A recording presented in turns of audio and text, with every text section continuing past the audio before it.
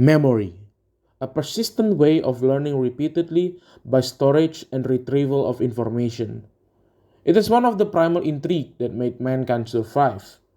We adapt, learn, study, and do not let the same mistake end our journey as a race.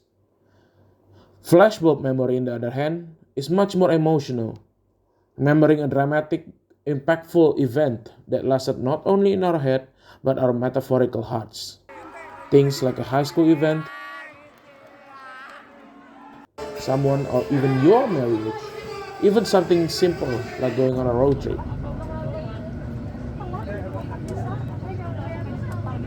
However, I'm not here to talk about what is memory or why does memory work that way. No, it was just a little intro for you to get into comfortable, relaxing position so I can explain to you ways to improve our memory.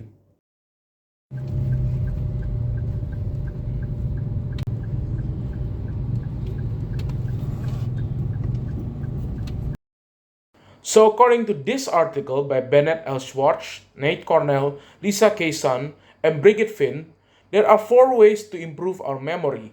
The first one is process material activity. It is a way to memorize by, quote, actively means to emphasize active and elaborative processing. Basically, by understanding a deeper level of context of a word, you could memorize it better.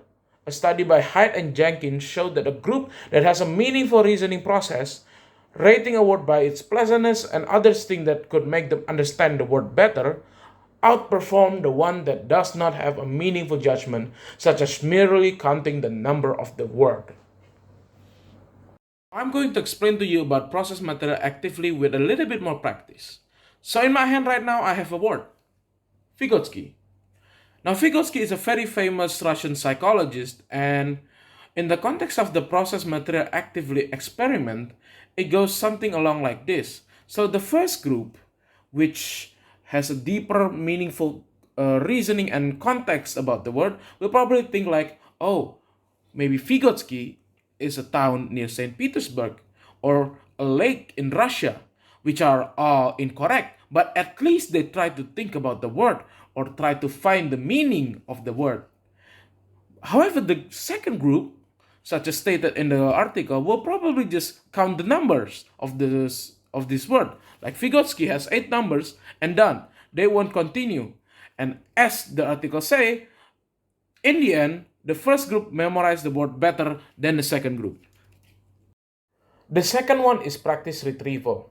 The method focuses on, quote, recalling information from memory, which is said to be much more effective than merely restudying.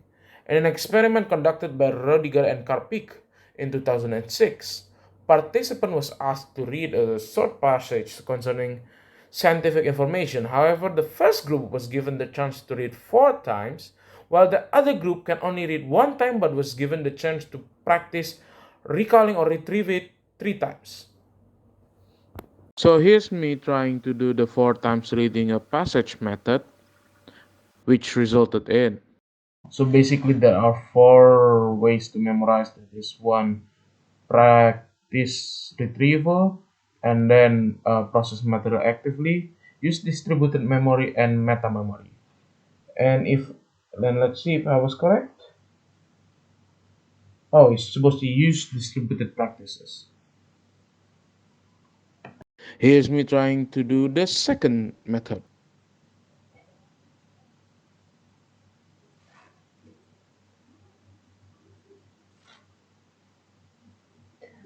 So, first attempt to recalling it. Basically, it's about the conclusion of what I'm of after what I'm going to talk about. Basically, we cannot overstate education, and I can seem to remember anything.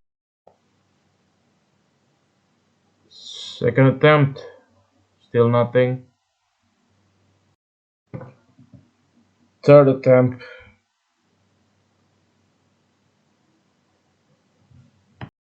Yeah, no, the fourth attempt won't make any difference. I cannot remember anything else. As you can see, I was doing alright in the first one, but failed miserably in the recalling or the retrieval. Now, you might say that I'm biased since this is the same material that I'm using for the video, but I would argue that I have study the whole article, and it's supposed to be not that hard for me to recall only the conclusion of the article that I'm learning, and yet here I am still failing. And indeed, the result of this experiment was similar to my mini version with the first retrieval group falling behind the rereading group. However, after 1 week, the twist was the retrieval practice group outperformed the study group more than 50% after 1 week. Now, the third one is using distributed practice. Now, as a university student, cram learning or studying isn't something new. Not sleeping a whole day because you have an important exam tomorrow? No, but distributed practice is the exact opposite. The practice that our parents and teacher always suggest, but we ignore, sadly. Now, in a test by Kornell in 2009, participants study a difficult word synonym with a digital flashcard. Now, every participant learned each pair 8 times. However, the first half learned by massing or cramming, and the other was held by distributing trials over 4 days. The result, the advantage of distribution beat massing up to 90%. Last but not least, meta memory.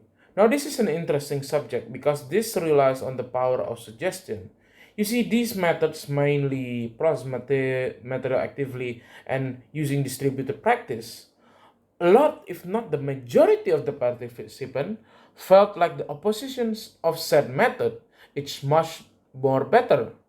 Some students argue that they are already processing information when they read in process material actively, and in distributing practice, over 70% participants felt like massing is more effective than the distribution outside of the experiment.